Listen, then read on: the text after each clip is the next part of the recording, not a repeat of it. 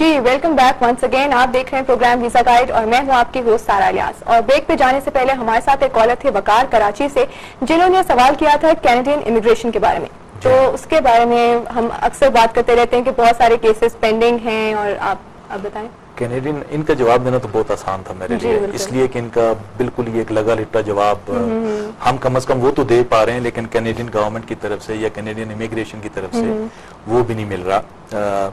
अब नई कैटेगरीज भी अभी दोबारा से उन्होंने ओपन कर दी हैं और एप्लीकेशंस वसूल भी हो रही हैं, लेकिन एज सच जितनी एप्लीकेशंस पहले से मौजूद हैं, उनका जो बैकलॉग है, उनकी जो कम्युनिकेशंस हैं, उसकी तरफ से कैनेडियन हाई कमीशन और कैनेडियन इमिग्रेशन डिपार्टमेंट और कैनेडियन गवर्नमेंट की तरफ से राब्तों के बावजूद कोई भी जवाब सर्टन नहीं आ पा रहा। सर्टन जवाब नहीं आ पा रहा।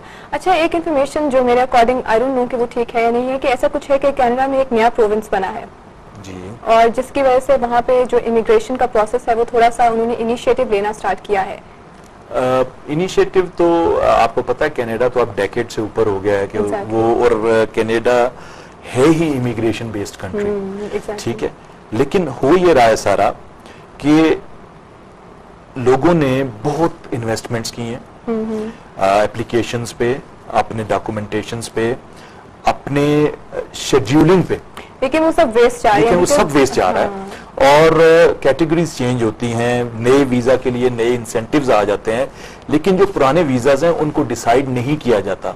असल में अब देखिए ऑस्ट्रेलिया भी इसी फील्ड में शामिल है, यूके इस फील्ड में शामिल है, अमेरिका इसमें शामिल है, लेकिन इन तमाम कंट्रीज ने अगर चेक्स रखे हैं, बैलेंसेस भी साथ रखे हैं और वो एप्लीकेशंस प्रोसेस करते हैं, उसका एक स्पेसिफाइड टाइम है, उस स्पेसिफाइड टाइम से कुछ जरूर ऊपर हो जाता है, लेकिन ऐसा नहीं होता कि इनडेफिनेटली ऊपर चला जाए या पता ना चले। तो इसलिए मेरी नाजरीन से आज भी ये गुजारिश है कि लास्ट ऑप्शन के तौर पे आप कनाडा देखिए। कनाडा ने असूल देखिए, जो उसमें उन्होंने अभी तक जो क्राइटेरियाज रखे हैं ना, क्राइटेरिया मुश्किल नहीं है, इसलिए हर कोई अप्लाई कर सकता है उसको, ज्यादातर लोग, बहुत सारे लोग अप्लाई। तो इसका क्या मतलब हुआ? इसका ये मतलब हुआ कि ज्यादा बेसिकली जो इनिशिएटिव है कनाडा का, वो ज्यादा से ज्यादा एप्लीकेशंस लेने पर है, ना कि लोगों को इमिग्रेशन देने पर है। सो इसलिए इस चीज को समझने की जरूरत है।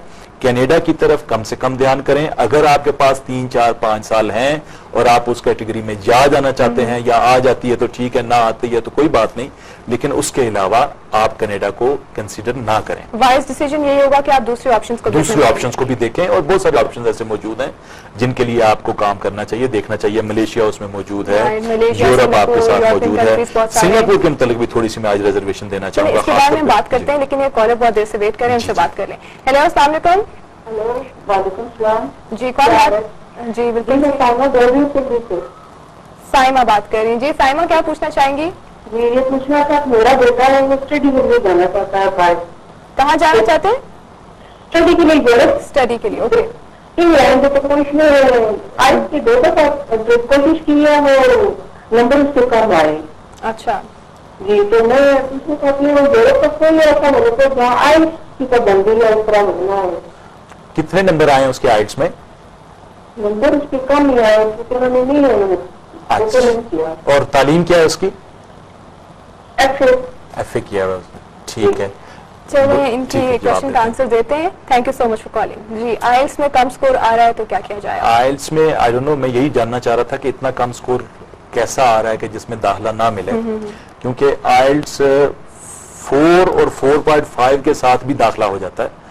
लेकिन आइल्स स्कोर जो है वो 7 है, 7 और अबव 7 नहीं, वो डिपेंड करता है कि आप किस में, क्योंकि वो सिर्फ एक इंटरमीडिएट है अभी, और इंटरमीडिएट जो है वो हम जो अगर आप दूसरे स्टैंडर्ड्स पे अगर आप देखते हैं तो उनको हम लोग मैट्रिक लेवल ही देखेंगे, बिल्कुल एक लेवल पीछे हो जाता है। और उसके बावजूद उसमें 4 यानी आइल्स की एक छोटी सी रिक्वायरमेंट के साथ भी कुछ इदारे से ऐसे हैं जो कि आपको दाखला दे देते हैं।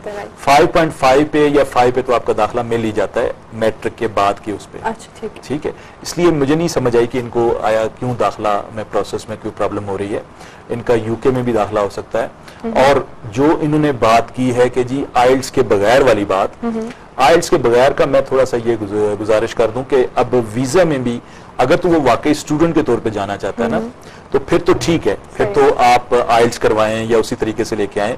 लेकिन अगर आपने स्टूडेंट वीजा को एज ए मींस यूज करना है वहां जाने के लिए, to enter and to work और गेट सेटल्ड, तो फिर ये आपकी खाम ख्याली है, इसलिए कि एक तो आपको काम की इजाजत नहीं है और दूसरी बात यह है कि उस तरीके से हमेशा जिंदगी में वो एक तो जितना ही अरसा स्टूडेंट रहेंगे वो टाइम काउंट नहीं होगा, और दूसरी बात ये होगी कि हमेशा जिंदगी में जो तरीकाकार सीधा होता है वो सीधा ही होता है। तो अपने आप को मजीद इम्प्रूव करें, इम्प्रूव करें, और ऐसी इमिग्रेशन मौजूद हैं, यूरोप में ही ऐसी इमिग्रेशन है जहाँ के आपको आइल्स की जरूरत नहीं और आपकी इमिग्रेशन हो जाती है। अच्छा। सो आपने स्टूडेंट के मैं इंकरेज करता हूँ उन लोगों को कि जो बिजनेस के लोग हैं या जो फैमिली में इमिग्रेशन चाहते हैं वो अदर ऑप्शंस को देखें रादर देन कि वो स्टूडेंट वीजा में जाएं, और स्टूडेंट वीजा अब्यूज होने की वजह से असल स्टूडेंट्स को बहुत नुकसान हुआ। जी बिल्कुल।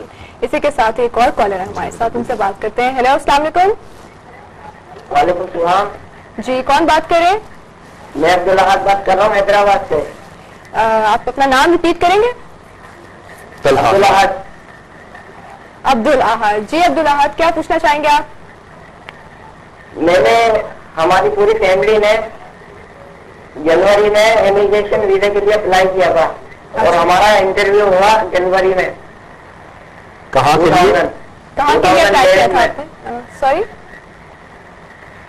कहाँ के लिए इंटरव्यू किया था आपने? कौन से मुल्क की इमिग्रेशन के लिए अप्लाई किया था?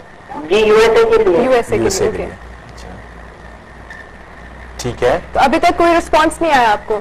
जी, अभी कुछ तक रिस्पॉन्स नहीं आया। आपने कौन सी कैटेगरी में अप्लाई किया था?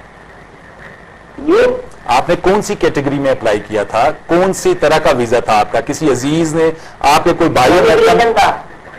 अच्छा, इमिग्रेशन था। स्पॉन्सर किया था आपको किसी ने? जी, आपको किसी ने? मैं समझ गया उनका आप केस। समझ गए। Let's come चलिए, ठीक back है, जी मेरे साहब बोले हैं। हाँ, हाँ। अच्छा, चलिए ठीक है, thank you so much for calling. इनके क्वेश्चन का आंसर देते हैं। ताया ने इनके स्पॉन्सर किया, जी। जनवरी में इन्होंने अप्लाई किया, लेकिन अभी तक कोई रिस्पॉन्स नहीं आ सका।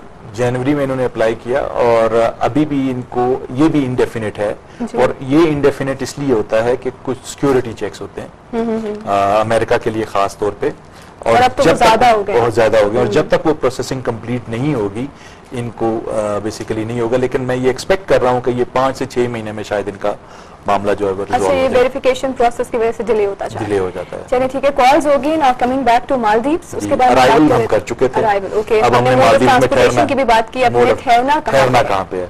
ठीक है जी, ठहरने के लिए वहां पे